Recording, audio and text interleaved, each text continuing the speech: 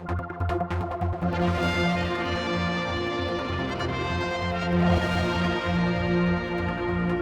up here at Milltown, the star of this new production, this new film, John Rhys-Davies, is with us. I hear it was like The Mountain Coming to Muhammad or something. You know, the film crew wanted you, the film people wanted you, and you very nicely said, come to the Isle of Man, you love it here. And they have been very impressed. They have. And that's what we have to start doing, luring companies to come and film on the Isle of Man. As you know, I have a sound stage. Which, when I clear it of my rubbish and put new lights in, will be a basic little sound studio. But my vision, and it's not just my vision for the island, is that we will have a number of small boutique studios that people can come to. We're never going to compete with Pinewood. We're never going to compete with any of the big stages around the world.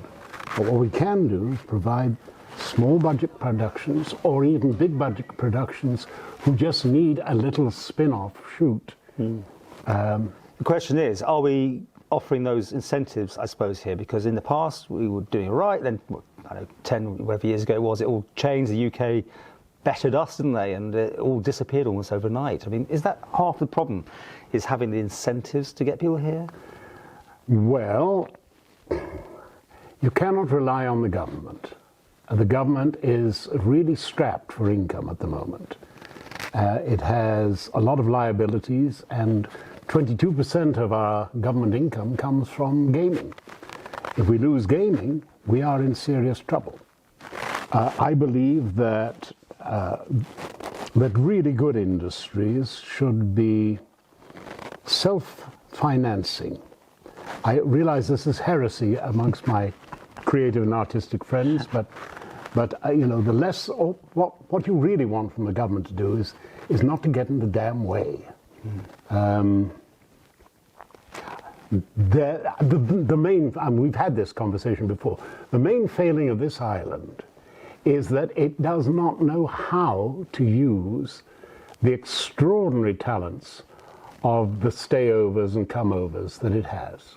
We are so wealthy in terms of organizational skills, people who've created small companies from scratch into bigger companies, and we ignore them. We don't encourage them to come together and contribute to the island. How do they fix that, though? Is it someone like you to do that, or you know, where do you fit into this? I mean, you are obviously a huge name, and you can command what you're doing here today, for instance. And I know that you've probably got showbiz mates who want to use your studio as soon as they're ready. Yes. But I mean, you know, as a cohesive, joined up thing, how do we do it? Well, how do we do it? Well, we make sure that where they come is ideal. For instance, I was talking to a friend of mine who is actually bringing her business here. She employs 44 people. She's got just opening an office in Saudi Arabia. She has one in London. She makes big-end commercials around the world. She's just a Pepsi-Cola one with Michael Bay, I think. Maybe Coca-Cola, I can't remember which. And she was saying, look, what we need here is a number of small, little remote studios where people can come and record their new music album. They come here, they bring their own cooks, they want it self-contained, they want it quiet, they want to be able to, you know, to live on the site perhaps, and record on the site. And it should be pretty, it should be lovely, it should be easy and comfortable. It should be a place where people say, you know what, we need to go somewhere really lovely to record this thing. Now we have these opportunities on the island. We can't compete in the big way. The fact that we have to bring in equipment, we should be able to afford to bring a certain amount of equipment and have it here to rent. But we have to find an additional means of attracting people. Okay.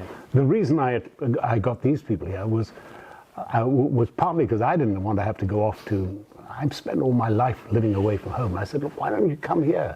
You know, we can meet your budget, we can show you old places. You don't have to go down to London to get 18th century houses. No And doubt. the producer is he's done an interview with me. He's very impressed with what he's seen here. Yeah. We should just mention this production. It hasn't got a title yet, I understand, but it's about Amazing Grace. It is about Amazing Grace. And you're the main man, right? I'm the older version of the main man, and by God, when I took the beard up, I saw I had become old. It'll be all back on in a few weeks' time. Try not to look at the face, guys.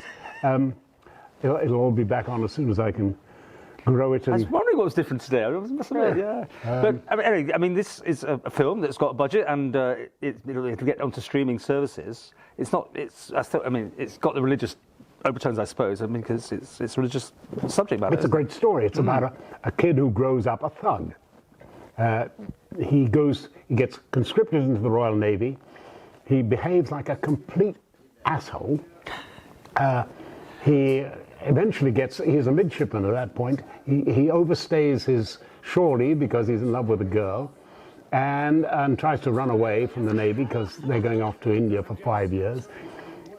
Comes back, is flogged in front of the ship's crew, demoted to ordinary seaman, has a miserable time amongst the people he's been bullying.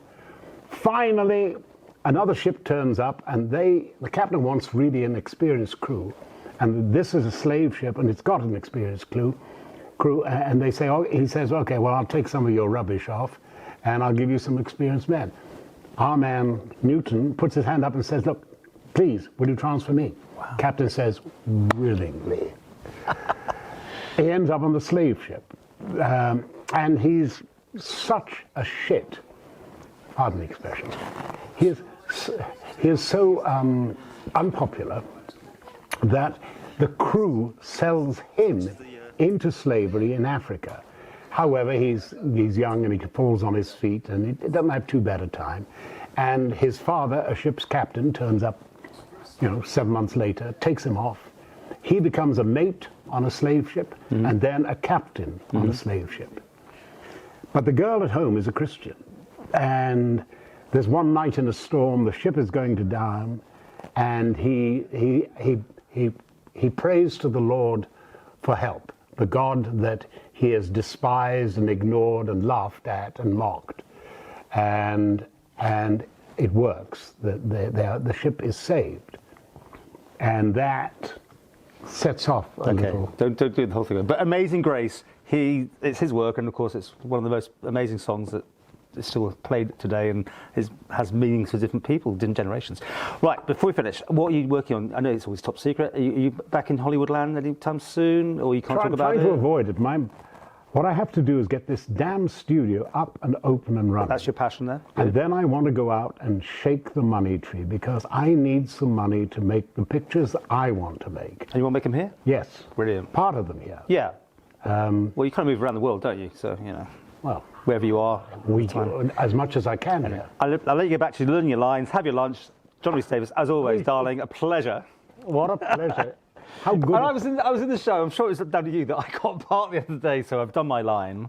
You'll see me on the finished product. I haven't actually seen his part, but I can guess. It was done as best I could.